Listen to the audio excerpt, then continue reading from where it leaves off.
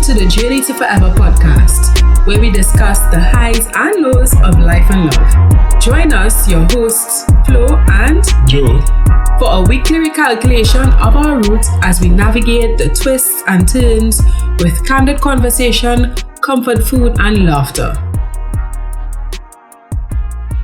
Alright, welcome back, Forever family, to another episode of Journey to Forever. If you're new here, please subscribe so that you would not miss future episodes. If you're a returning subscriber, hey, thanks for joining the Forever fam. Today is going to be an interesting topic. People often use one of two expressions to generally describe the personalities of people who are attracted to each other. You may hear opposites attract or birds of a feather flock together. But which one is true of our relationship? Are we more like magnets or birds? We are definitely going to explore those questions in today's topic, that of personality and partnership. But as usual, before we hit the road, we must check in with each other in a segment we call What's Your Story? So Joe, ready for story time? Yes, I am. Nice. I've got my question here. And the question is, got a story to share about a nerve-wracking experience aboard an airplane? Definitely. And I hope Forever Fam, you'll forgive me. I have yet another travel story, all related to travel back from New York. New York seems to be the city where I've had a lot of traumatic experiences. I don't know why.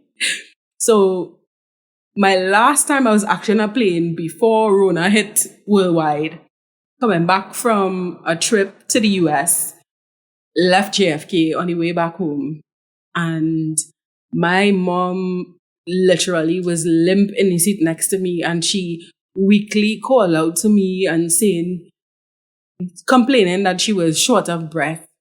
And it was the scariest feeling ever because we had more than an hour left on our journey before we landed back home here in Trinidad. And my heart started racing. I started panicking. I pressed the call button to get assistance from the flight attendant. And there was nothing she could do. I mean, because we were far away from either place. So I just had to pray to God that my mother was able to make it safely, and thankfully everything went well, as the flight attendant told me that perhaps because of the altitude, some people, their blood pressure tends to get like really low at certain altitudes and stuff, so maybe that was it. But it was one of the scariest things ever because, you know, if somebody's in a stress, your natural instinct is to rush them to the hospital, but there's no hospital in the middle of the sky. There's no hospital at 35,000 feet. Exactly. So you just have to pray that all goes well. So thankfully, all went well. That's great. Yes. So we're moving on to your story now. Got a story to share about doing something mischievous but harmless just for fun? Yeah. This was in my teenage years, just out of school, probably about 17, 18. Yeah. On Friday night, me and the boys, who are still my friends to this day, we would go to our ex-school where we all went to school, and we would go jump the wall to use the swimming pool. Yeah, so see us there at 10, 12 o'clock at night. Sometimes you walk with pizza. But there was always a rumor, or let's just say, I don't want to say a rumor. It was rumored that there would be a dog guarding the pool. So every time you go to the pool on a Monday night, just to make sure one person will jump the wall by themselves. Each week we take a different person to go over the wall first. Okay. Just in case it have a dog, right, it will only bite one person and not everybody. That was the plan. But all through the years, there never was a dog, but we never stopped thinking, okay, just in case they might have put in a dog last week, this week is your turn. So yeah, we didn't risk getting bitten, everybody getting bitten. Okay, well, gone are the days where we could take risks like that, right? Yeah, those were good times. Those were good times. You didn't have to worry about being shot. Yeah. You know, don't have to worry about police showing up. But it was fun, you know. Right, I'm glad that you all didn't get mauled by any dogs. All right, so we're moving on into the meat of things today, personality and partnerships. Wow, personality is a heavy topic, but we'll try not to make it too heavy. Yes, we're trying to keep it light. Make it fun. And flowing. Yeah. So, for the sake of context, we would be discussing our personalities based on the results of the 16 personalities quiz that we did. And you could just Google it. You find a link to that particular quiz. So we'll just tell you what our results are. So my results says that I'm an advocate, which means that my personality type is defined as being an introvert, intuitive, feeling, and judging. INFJ. What about you, Joe? Well, I'm labeled as a defender. And I do agree with what a defender is. You know? Flo, tell them what is a defender. Let me see if I match up to these critical results. Well, a defender is an introvert, observant, feeling, and judging. Those are the personality traits. ISFJ. Which is interesting because it means that we're similar, we're just off by one letter, which is the second letter in that acronym for our personality types. So far it seems as though we're on the right track. We're more birds than magnets. All right. Well, let's delve a little bit deeper into some of the details of what each of those personality types are. You want to go first? Okay. Well, defender. They start the introduction of a defender as love only grows by sharing. You can only have more for yourself by giving it away to others. And I see that being very true. I have taken from my mother. It could be my last. I would want to give it away. My first instinct is to give it away to someone that needs it. That is usually my first trait. So I agree. These 16 personalities, they know what they were talking about. They hit the nail on the head with that one. Yeah, because I remember you speaking about that when we were discussing love languages. Yeah. That episode. If you have not listened to that episode, go back and listen to that one and you would find out a bit more about what Joe is talking about. That reminds me though, in terms of how that shows up in a relationship, I would hazard that perhaps in the past, have people taken advantage of that kindness. So as Barry say, take your kindness for weakness. Nah, well, really and truly in my romantic relationships, I have not had that experience. Lucky you. Yes, I have not had that experience because I'm more or less a good character judge. Okay, good judge of character? Yes, and I have never gotten in a personal relationship that has never happened. But it has happened in other relationships, as in work and general acquaintances. Okay. You know, this has happened before. Well, we definitely have that in common because as an advocate, it says that advocates may see helping others as their purpose in life. And if you know me in real life, you would know exactly what that particular thing is talking about. That has been me all my life. I thought at first it was because of my name. Because Florence Nightingale was a nurse and she took care of people. So for me, it was, all right, okay, perhaps that is it. But I genuinely love to help others. As a firstborn, you were always the responsible one. And as I matured and moved along in my working life, I recognized that I love to be of service. So I have to be careful in my romantic relationships because sometimes that nurturing could be turned into mothering. And ladies, I'm sure if you know you, men don't want to be mothered. Real men don't want to be mothered. So I have to be mindful of treading the line between nurturer and overly mothering, because people like space to be themselves, to be viewed as a whole person. Yes. Yeah. And the thing about it is that you got into a relationship not to form someone into what you want them to be. You like them because of who they were or who they could be, but not what you personally want to mold them into your pet, basically. This is what I want, and I want this person to be a certain way. Yeah, it sometimes it shows up like that. For me, at times too, it could be just always trying to fix something. Yeah. Whereas, sometimes people just need you to listen, just to be there and not be the one to always rush it to fix it.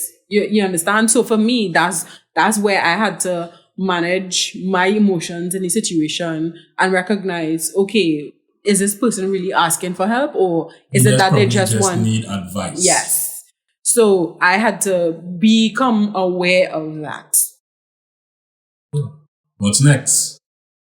Well, my second point from my profile is that as an advocate, at times I may be reluctant to open up. The profile says that advocates value honesty, but they're also private. They may find it difficult to open up and be vulnerable about their struggles, which is true.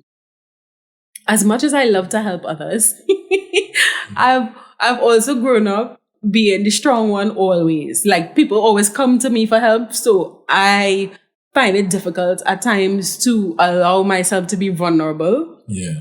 Yeah. So I don't speak up when I need help until it really it backbreaking. We definitely have that in common. Yeah. I will try and do it myself before I actually ask for help. And even asking for help is the most difficult thing in life. Right. Because usually, being the person that I am, when you do ask for help, most times you are disappointed. Okay. So that prevents you from past experience. That prevents you from asking for help. All right. What I've found, like my happy middle ground, is to come up with a plan of action, and where I need help, like literally say, okay, here's how I think you could help me. So it's not just going to somebody totally helpless. I've thought it out. This is what I need to quote unquote fix whatever it is. This is where I need your help. Could you help me with this specific thing? Yeah. So for me as well, in our relationship, I have recognized that I don't ever want you to feel as though I'm keeping secrets from you. It's not that I'm necessarily keeping secrets, but I need to be open and vulnerable with you. And I may preface the conversation by saying, like, I don't need your help on this, but I just want you to know such and such is happening. Yeah. Because I don't ever want you to feel as though I'm alienating you or keeping you out of certain parts of my life. I get that. Yeah. How about you? Well, the next part of my profile is that we, being defenders, we must be seen to be believed. Well, listen to this. The challenge for defenders is ensuring that what they do is noticed. They have a tendency to underplay their accomplishments. And while their kindness is often respected, more clinical and selfish people are likely to be advantaged are likely to take advantage of defenders. Dedication and humbleness by pushing work onto them and then taking the credit. Wow. Wow. Like that has happened to you before. Yes, it has happened before. But there comes a time when eventually with growth, you are able to say no more. Okay. Yeah. And we realize what is going on and we usually put a stop to it. Okay. So, wow, that's interesting because I remember an instance where in one meeting, I spoke up, I put forward an idea, and less than a minute later, somebody, yes, a man, restated my idea. And I was like, but didn't I just say that? So for me, I understand how difficult it is where you've put in your all at something and then somebody just swoops in at the last minute and take credit.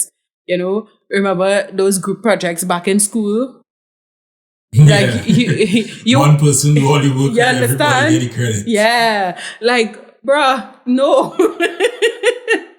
So sometimes we have to be strong enough to speak up for ourselves, be our own best friend in that instance. Yes. Be our defenders. Give credit where credit is due.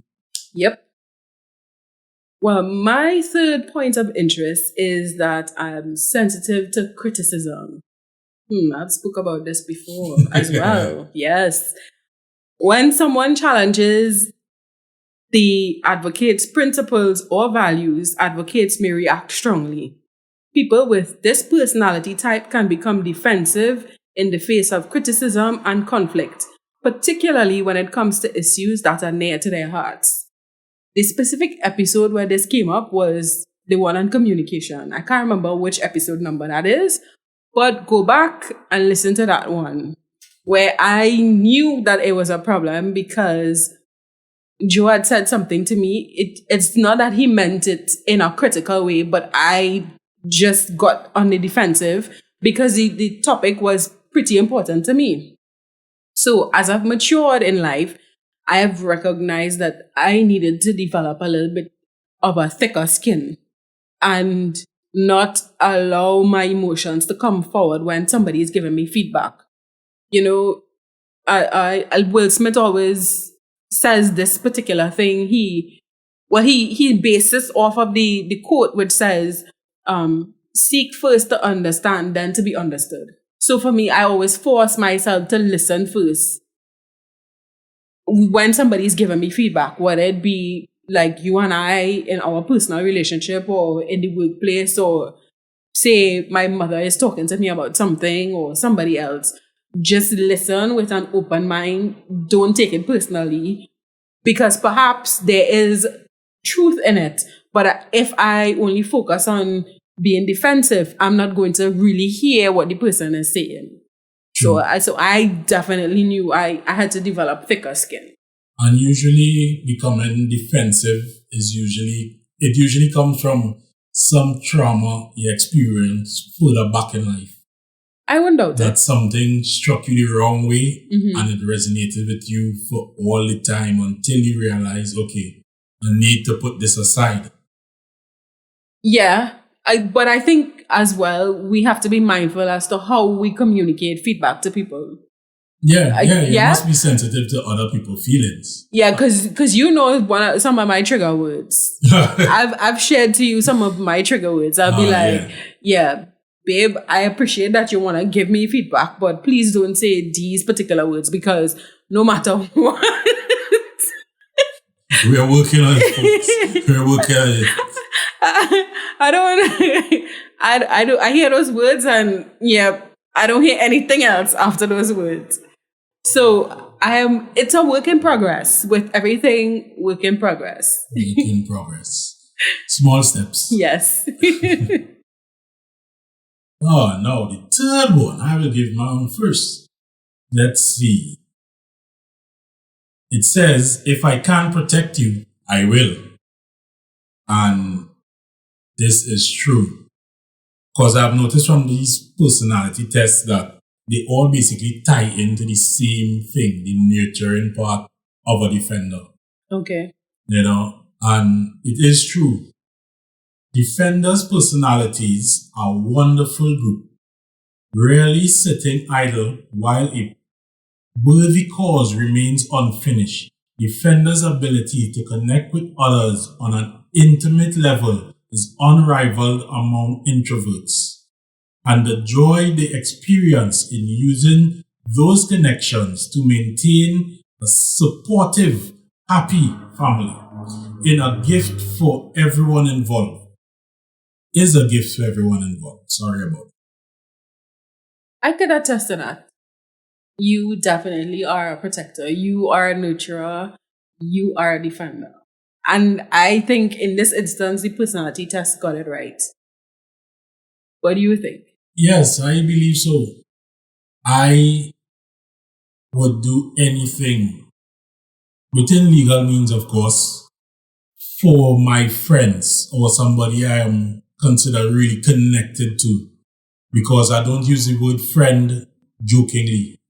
I have acquaintances, but when I call you my friend, there really isn't anything I would not do for you. Once it's in my realm or my wheelhouse, I would do it without thinking twice. I would protect you till the end. If any harm comes to you, it comes to me. We will go down fighting. We will endure and we will win together, basically, because we don't ever go into anything wanting to lose. And we are going to win. If we don't win, believe me, we're going down fighting. All right. Mr. Defender. Definitely, I'm living up to that. I am a defender. Captain Joe. Well, as the personality test says, Captain America is a defender. Really? Yes, he is? He is. Oh, all right, all right. Samwise Ganges also. Okay. Well, I'm in good company as well, Martin Luther King. Well, all right. Nelson Mandela. There we go. Strong individuals. Mother Teresa. So I'm in good company too. Good company. All right, so what do you think? Magnets or birds? Birds. I think so. Yeah. It was very interesting for me when both of our profiles turned out to be introverts. I know that I have an introverted side to me. I would call myself more of a social introvert because I could be extroverted when I need to be. I could show up. Yeah, you can adapt. Yeah, definitely. But I get that. I laughed because it was like, wow, two introverts ended up in a relationship. That's very, very interesting. But I was marveled by how many similarities we had in our relationship. Well, in our personality profiles, I should say. Like I said, the main difference is that one where we differ in terms of how we communicate with the external world. But other than that, I would definitely have to agree with you that we are definitely birds. We're definitely birds. Yeah. We stick together like magnets, but we're definitely birds. We're birds of a feather. Right. So one area where I know for sure we are birds, and we definitely are on the same page with this, is thing to eat. Thing to eat. Yeah. Right. Folks, I have a question. The question is there something you hated to eat as a child and you still hate it today? Flo? Definitely. What's that? Carly. Those of us outside of the Caribbean may know it as bitter melon or bitter gourd. Listen to me, Carly. People say, sprinkle salt on it, and took a little while to take out some of that bitterness. Technique to cooking it. I don't care how much salt you sprinkle or soak. No, thank you. I don't like it. Yeah, I'm with you on that one. But there is something I really, oh my God, I despise this. It's not popular opinion, but I'll say it anyway. Avocado.